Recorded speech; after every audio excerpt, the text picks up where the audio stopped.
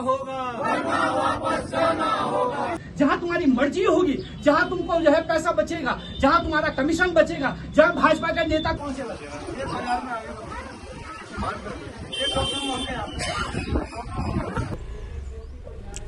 देखिए 2022-23 में हम सबको मालूम है एक बड़ी आपदा से हम लोग गुजरे। हज़ारों घरों में दरारें आ गई, लोग बेघर हो गए, बहुत सारे लोगों को जोशीमठ छोड़ करके जाना पड़ा।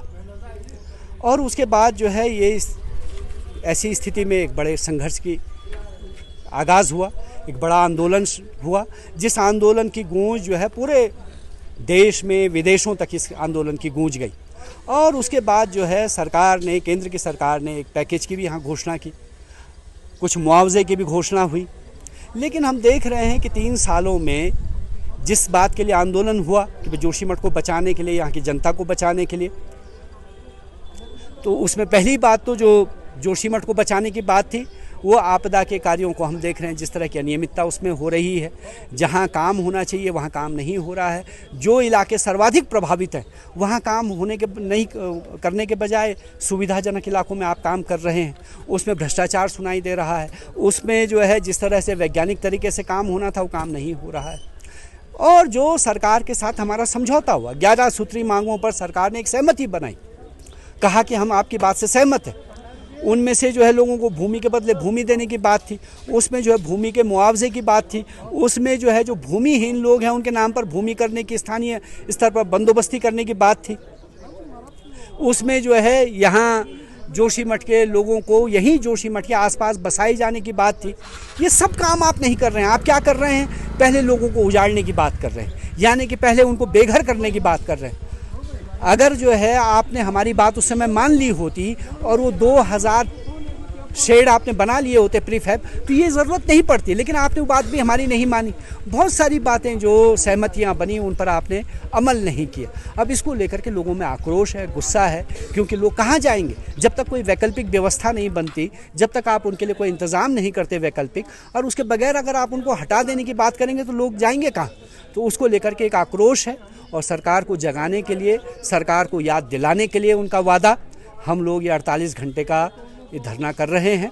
और 48 घंटे के इस धरने में हम विचार विमर्श भी करेंगे और आगे के आंदोलन की जो तैयारी है उस पर भी हम विचार करेंगे।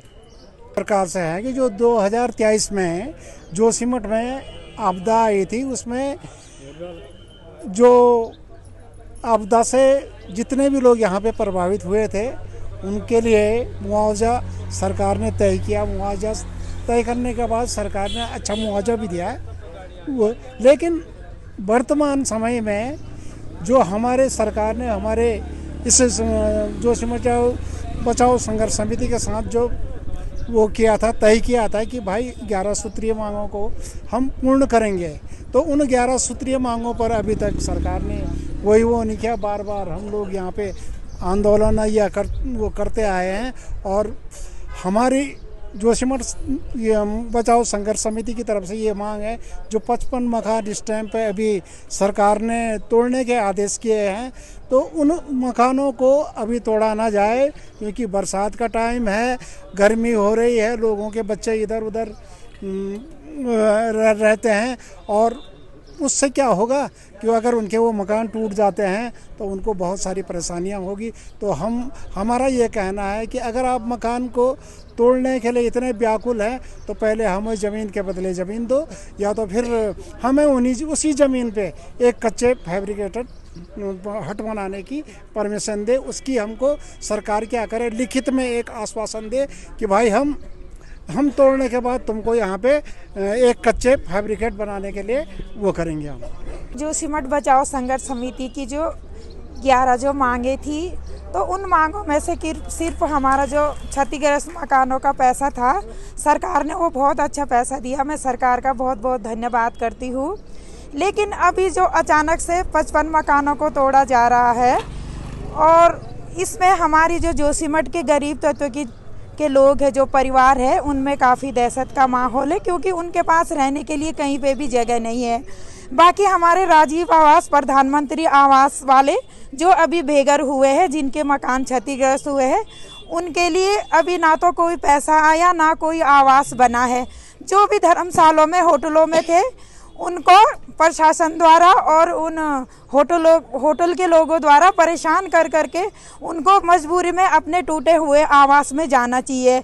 और सबसे पहले तो उन्हीं लोगों की व्यवस्था होनी चाहिए थी जो लोग आज टूटे हुए मकानों में वापस लौटे हैं। तो सरकार से मैं ये कहना चाहती हूँ कि अभी आप लोग जो ये तोड़ने की जो ये प्रक्रिया शुरू की है उसको अभी रोक दीजिए और जो लोग बेघर हुए हैं उन लोगों के लिए आप रहने की व्यवस्था कीजिए। और जोशीमठ में अभी प्रभावितों के लिए 11 सूत्रीय मांगे जब तक पूरी नहीं होगी तो हम लोग बिल्कुल आंदोलन के लिए तैयार है और हम फिर इस आंदोलन को काफ़ी आगे तक ले जाएंगे और अपनी मांगों पे डटे रहेंगे। धन्यवाद।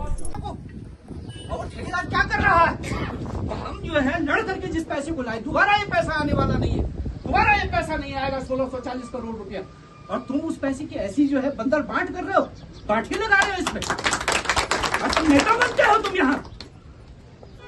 ये कहने के लिए हम आए, इसलिए इस धरने की जरूरत है, इसलिए जमाने की जरूरत है। आप लोग यहाँ बैठे रहे 4 महीने तक, हम बैठे रहे, मुकदमा झेला हमने, पुलिस को झेला हमने, और तब जाकर के वो पैसा आया। और तब तुम ये कर रहे हो, तुम जोशीमठ पे जो है जहाँ खंडवार हो गया, जहाँ लोगों का सब कुछ चला गया, वहां तुम पैसा नहीं खर्च करोगे। कहाँ करोगे? जहाँ तुम्हारी सुविधा होगी, जहाँ तुम्हारी मर्जी होगी, जहाँ तुमको जो है पैसा बचेगा, जहाँ तुम्हारा कमीशन बचेगा, जहाँ भाजपा के नेता को ठेका मिलेगा, वहां करोगे तुम काम। ये नहीं बर्दाश्त किया जाएगा, ये नहीं चलेगा। और जब हम मीटिंग कर दे रहे हैं परसों, तब तुम चुपके चुपके दूसरी मीटिंग कर रहे हो ठेकेदार के साथ गलबैया करने के लिए। दिखाई दे रहा है ये हमको, सब समझ में आता है। हम बोलते नहीं इसलिए कि छोड़ो यार। हमने तो मांग की थी इस बात की कि भाई जब 1600 करोड़ रुपया खर्च हो रहा है, यहाँ के लोगों को काम मिलना चाहिए।